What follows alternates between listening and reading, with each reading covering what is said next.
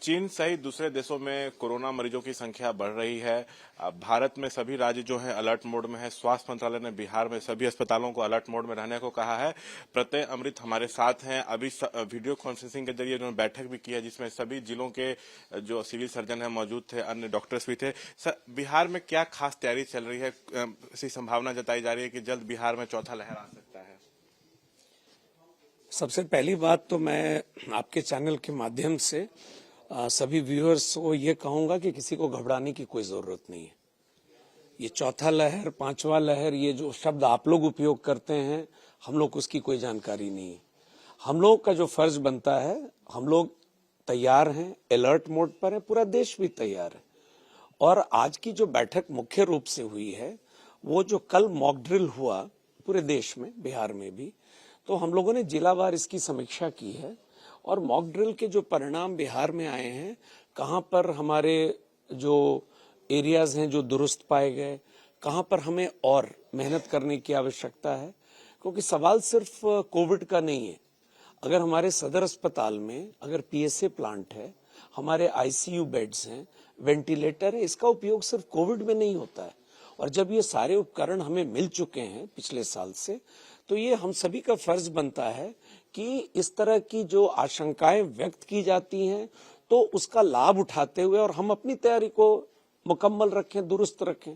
तो आज उसकी विशेष रूप से हमने समीक्षा की है और सभी मेडिकल कॉलेज के प्रिंसिपल्स भी थे, अधीक्षक भी थे, और हम लोगों ने ओवरऑल बिहार के जो हमारी जो तैयारी है और हमारा जो ओवरऑल, अभी आपको मालूम होगा, मिशन 60 हम लोगों ने लॉन्च करके अपने सदर अस्पताल को, तो ये 60 दिन के बाद समाप्त नहीं हुआ, बिकॉज हमें लगातार इस क्षेत्र में काम करना है। तो उसकी भी आज हम लोगों ने तैयारी की है।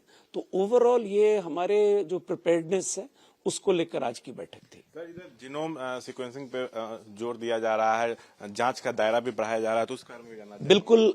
ये देखिए, ये जो कोविड से जो लड़ाई लड़ी गई है, तो हम टेस्टिंग बिहार का अगर आप रिकॉर्ड उठा लें, तो इंडिया का one of the best testing state का है। आप आंकड़े देख सकते हैं। वैक्सीनेशन, टीकाकरण को जिस ढंग से राज्य में हमारे स्वास्थ्य कर्मियों ने और सभी लोगों ने टीम के रूप में, और बहुत सहयोग मिला बिहार की जनता का, तो टीकाकरण का आंकड़ा भी अगर आप देख लें बिहार का, तो हम लोगों ने बहुत मेहनत किया है। तो इसी के साथ में एक बात अब आ रही है, जो भारत सरकार का इंस्ट्रक्शन है, जीनोम सीक्वेंसिंग। ये बहुत महत्वपूर्ण है कि ये कौन सा सब वेरिएंट है। जैसे आप अवगत होंगे, ओमिक्रॉन, उसके पहले डेल्टा था, तो ओमिक्रॉन, और ये जो बात आ रही है BF.7, तो इसके लिए भी मैं कहना चाहूंगा कि ये देश में तो जुलाई में ही आ चुका है पहले, और पूरे भारत में और बिहार में कहीं कोई पैनिक की स्थिति नहीं हुई है।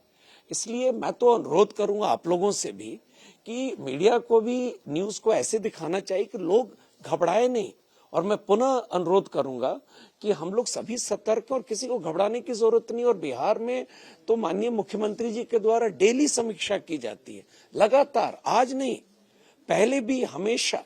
इसलिए हम लोग पूरी तरह से अलर्ट मोड पर हैं और जैसा सिचुएशन आएगा हम लोग रिस्पॉन्ड करेंगे। अब तक तो बिहार में BF.7 से संक्रमित कोई मरीज तो सामने नहीं आया है। नहीं, अब तक नहीं आया है। और जीनोम सीक्वेंसिंग हमारे यहाँ Indira Gandhi institute of medical science में किया जा रहा है। उसके अलावा RMRI में भी हम लोग जीनोम सीक्वेंसिंग कर रहे हैं।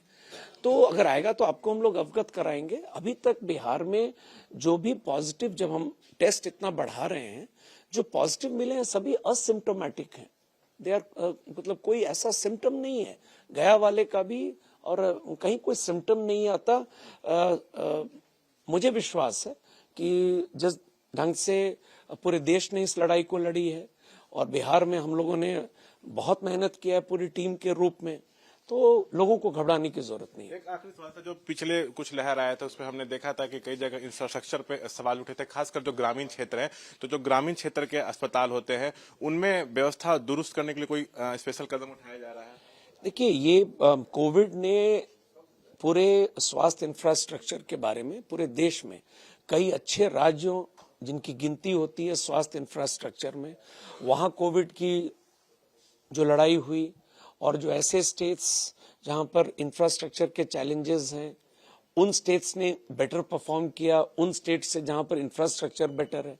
तो निश्चित रूप से कोविड के बाद राज्य सरकार ने भी काफी राशि हम लोगों को उपलब्ध कराई है बजट के माध्यम से भी, और लगातार हमारा फोकस हेल्थ इंफ्रास्ट्रक्चर पर है। आपने बिल्कुल सही कहा है, चाहे वो हमारे बेड्स की संख्या में बढ़ोतरी हो, वेंटिलेटर्स हो, आईसीयू यूनिट्स हो, ये सब हम लोग काम कर रहे हैं। बिल्डिंग्स बनाने के काम, ह्यूमन रिसोर्स, मानव संसाधन, सब पर हम लगातार मेहनत कर रहे हैं और ये आगे भी जारी रहेगा, क्योंकि इस भयंकर बीमारी ने यह सीख जरूर दी है कि स्वास्थ्य क्षेत्र में हमें निरंतर अलर्ट रहना है और तैयार रहना है। तो जो कोरोना संक्रमण बढ़ने की संभावना जताई जा रही है, कई नए केसेस भी सामने आ रहे हैं, उसके भी सरकार की क्या तैयारी चल रही है स्वास्थ्य विभाग की, उस पर हम बात कर रहे थे प्रत्यय अमृत से, जो स्वास्थ्य विभाग के अपर मुख्य सचिव हैं। कैमरा पर्सन विशाल के साथ शशांक कुमार, एबीपी न्यूज, पटना।